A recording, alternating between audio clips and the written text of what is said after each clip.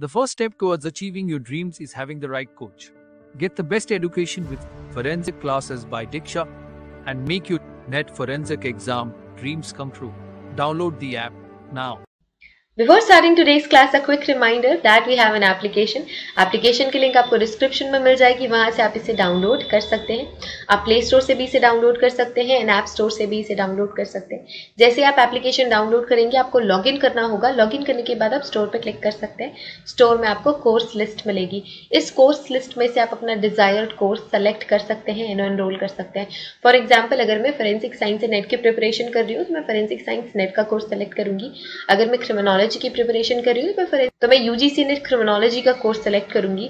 अगर मैं मास्टर्स की प्रिपरेशन कर रही हूँ और मुझे सेमेस्टर क्लासेस चाहिए तो मैं सेमेस्टर क्लासेस का कोर्स चूज करूंगी.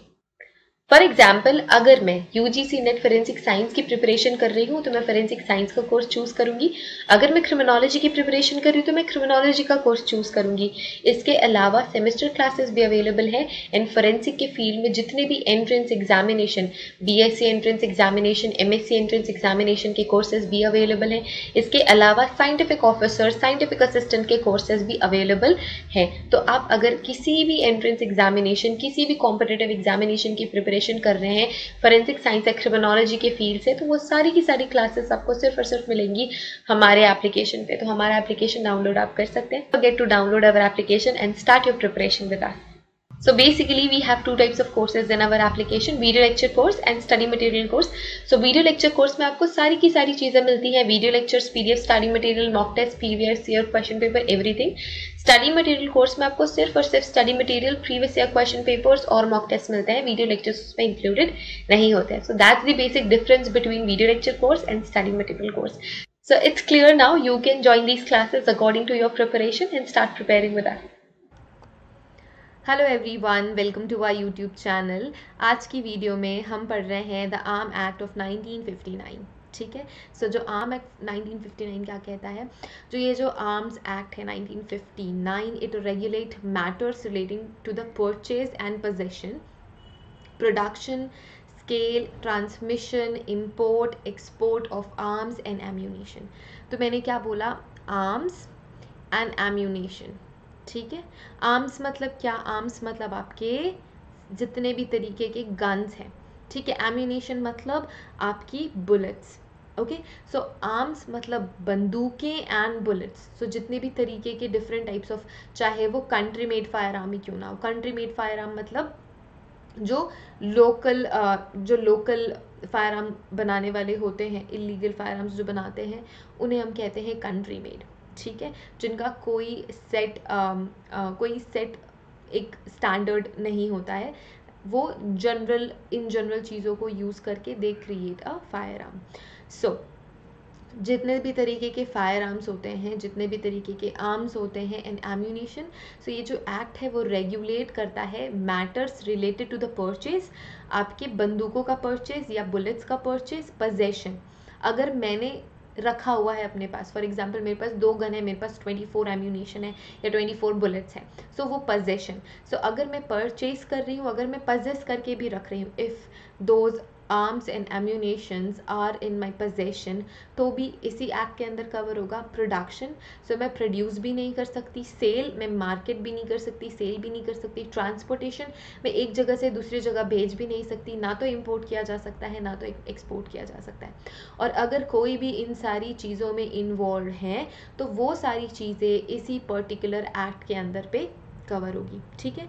सो द फायर आर्म एक्ट बोल दिया मैंने. The arm act 1959 regulates the matter related to the purchase. पहला purchase, possession, production, sale, transport, import and export.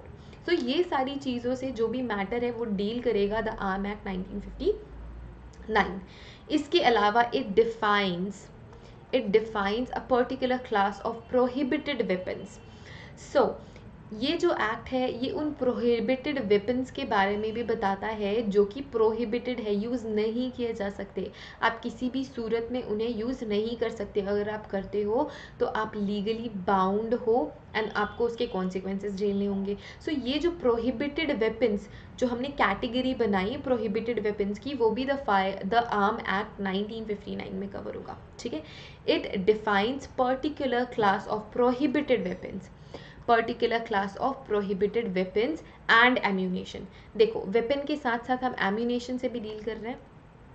ठीक है, वेपन्स के साथ साथ हम किससे डील कर रहे हैं, वेपन्स एंड एम्यूनेशन। ठीक है, तो हम गन्स को भी इंक्लूड करेंगे, हम बुलेट्स को भी इंक्लूड करेंगे एंड लिमिट देयर यूज। ठीक है, उनकी यूज को भी लिमिट करना है and provide direction of penalties for breach of its provision.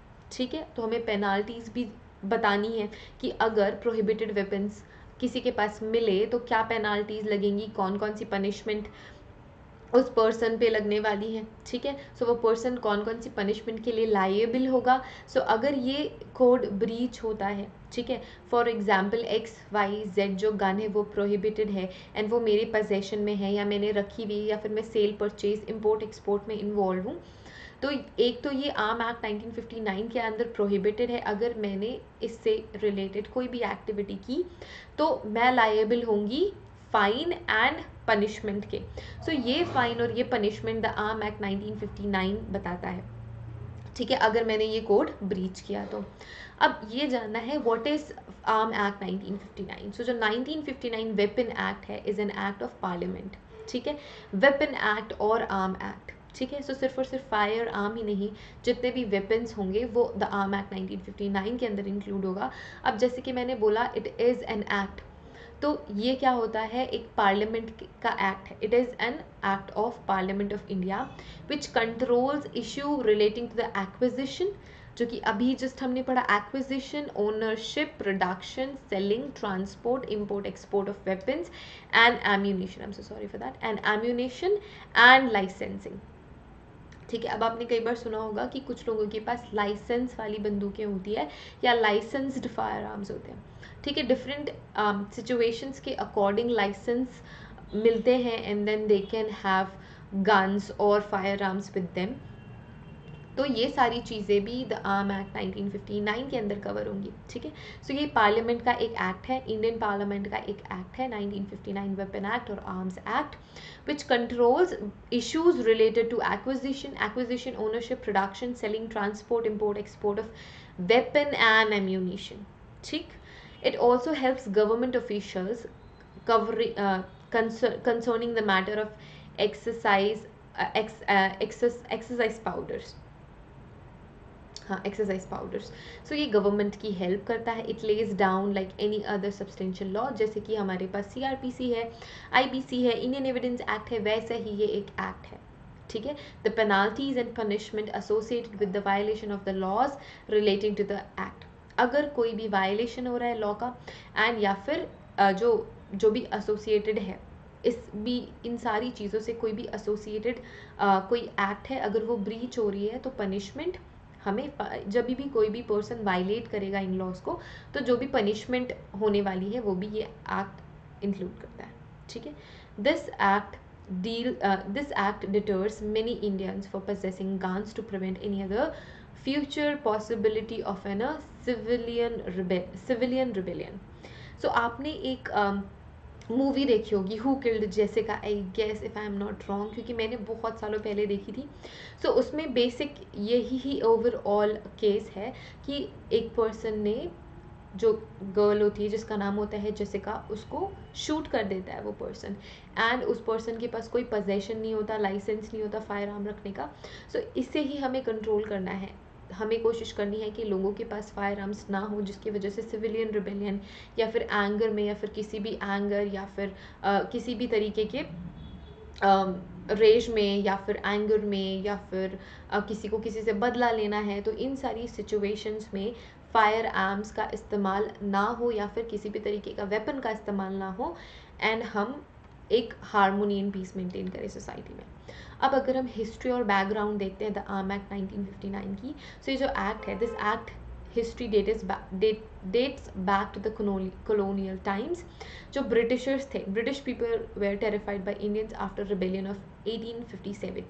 सो अगर आपने हिस्ट्री पढ़ी होगी तो एक वेव आई थी जिसमें जितने भी हमारे वीर योद्धा थे, या फिर जब रानी लक्ष्मीबाई की आप स्टोरीज पढ़ते हैं तो वो रिबेलियन 1857 था, जिसमें एक वेव शुरू हुई थी कि अब हमें क्या करना है, ब्रिटिशर्स को भगाना है. अनफॉर्चुनेटली वो इंडिपेंडेंस तक पहुंच नहीं पाई अनफॉर्चुनेटली, बट जो रिबेलियन हुआ था 1857 के बाद, सो इसके बाद जो ब्रिटिशर्स थे वो बहुत ज़्यादा डर गए थे ये सोच के कि अब जो इंडियंस हैं वो रेबेलियंस हो गए हैं, अब उन्हें इंडिपेंडेंस चाहिए, ये सारी चीज़ों को सोच के. So they found that Indians with weapons were a threat to their rule in the region. So उन्हें लगा कि अगर इंडियंस के पास वेपन्स होंगे तो उनके लिए ये थ्रेट है.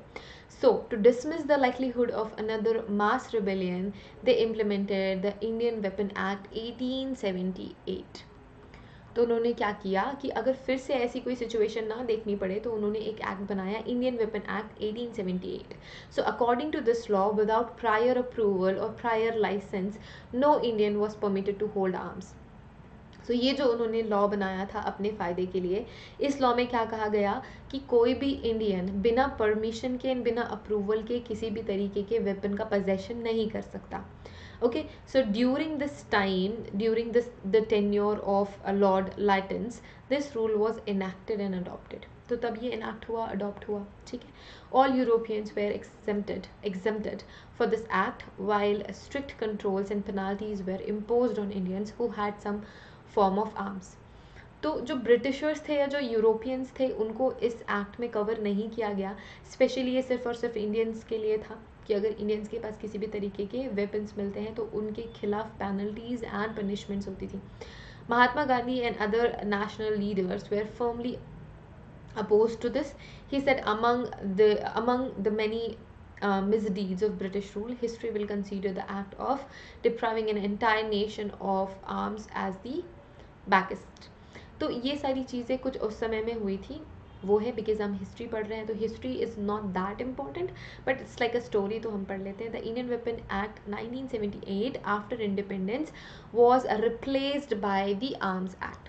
सो इसी एक्ट को हमने रिप्लेस कर दिया द आर्म एक्ट से, which came into force in October 1, 1962. ठीक है. It was then identified that it is appropriate to enable law-abiding citizens to possess and use firearms under certain circumstances. तो फिर हम तब ये बोला गया कि कुछ certain circumstances पे जो Indian citizens है they can have the possession and they can have the firearms under special and certain circumstances.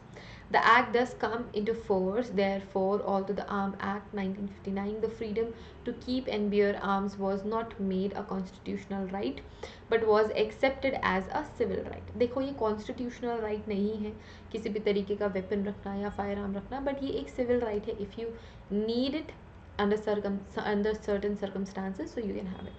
ठीक है. जो मेन प्रोविजंस हैं अंडर दिस एक्ट वो क्या क्या है? सो जो मेन प्रोविजंस हैं वो ये है कि आप क्या कर सकते हो, जितने भी डेंजरस वेपन्स हैं जो कि मिलिट्री मॉडल्स होते हैं, they are not available for civilians. ठीक है. Okay. An act of consolidated and amend the weapon of ammunition rule. It seeks to reduce the circulation of illicit weapons and the crimes that rises from them.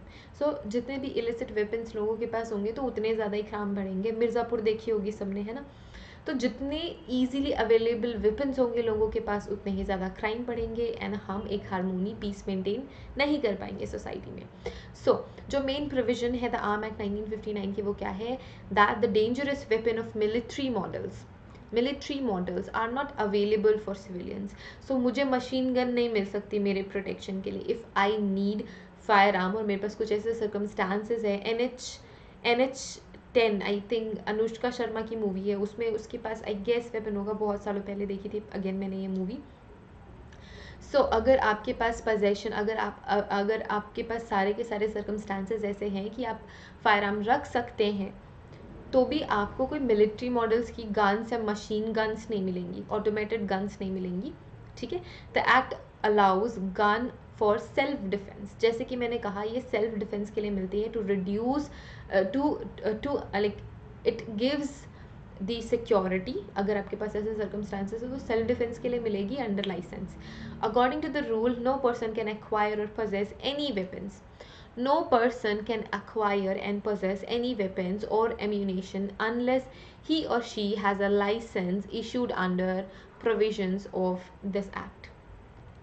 ठीक है भाई, सो बिना licence के ये सारी चीज़ें नहीं मिलने वाली। The weapons required for training purposes are easily made available based on the permits. अगर आपको चाहिए ट्रेनिंग पर्पसेस के लिए सो परमिट के बेसिस पे आपको फायर आर्म्स मिलेंगे। ठीक है, सो ये कुछ इम्पॉर्टेंट प्रोविजंस थे। Then we have few prohibitions. ठीक है, सो प्रोहिबिशंस एंड कुछ और इम्पॉर्टेंट पॉइंट्स हैं जो कि द आर्म एक्ट 1959 के अंदर आते हैं।